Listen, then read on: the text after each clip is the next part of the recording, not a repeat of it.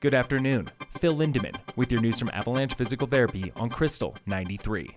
A COVID vaccine for children under 12 could soon be coming to Summit. Health Director Amy Wineland from earlier today. We actually were asked to put in an order by Saturday for some preliminary vaccine stock for this age group. More than 3,000 local children can get the shot when it's ready. This age group will be able to come to all of our vaccine clinics that we have listed on our website, but we will also be doing additional specific vaccine clinics for this age group once it is approved. Public Health Today confirms a 72-year-old local man died of COVID-19 on Sunday, October 10th, the 11th fatality in Summit since March 2020 and the 3rd since August. The man had underlying health issues complicated by COVID. He was fully vaccinated. This comes as more COVID patients are ending up in the hospital. Wineland. We haven't seen this high of a hospitalization rate in the state since we'd have to go back to last December. This rise in hospitalizations has led to stricter public health orders in Larimer County and Fort Collins, where a new indoor mask mandate takes effect tomorrow. Local ski resorts are short by hundreds of employees, with weeks and even days before ski season, and everyone has a theory about why. On Facebook, Allison posted a photo from a Keystone hiring fair with poor attendance. Charity wrote, "I won't work for them simply because they're vax-hole mandates," and dozens agreed. Others said it's a lack of employee housing or low starting pay, and others just can't stand Vail Resorts, like Jerry, writing, "Boycott Big Corp."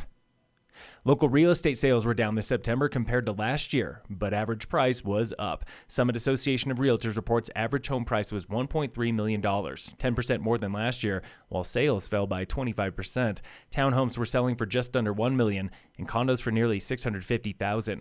Those are up 13% and 16% from last year.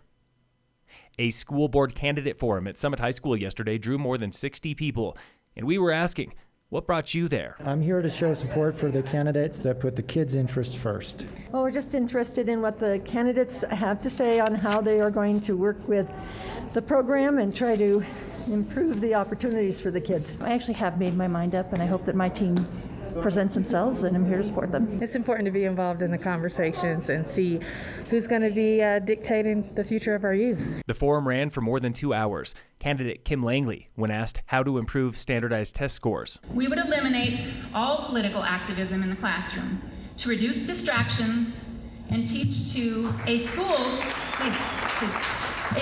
core competencies. Candidate Joanna Kugler on her definition of equity. So when you're thinking about equity, don't think of it as a trigger word for good or negative. Think about it as what are those resources for every child.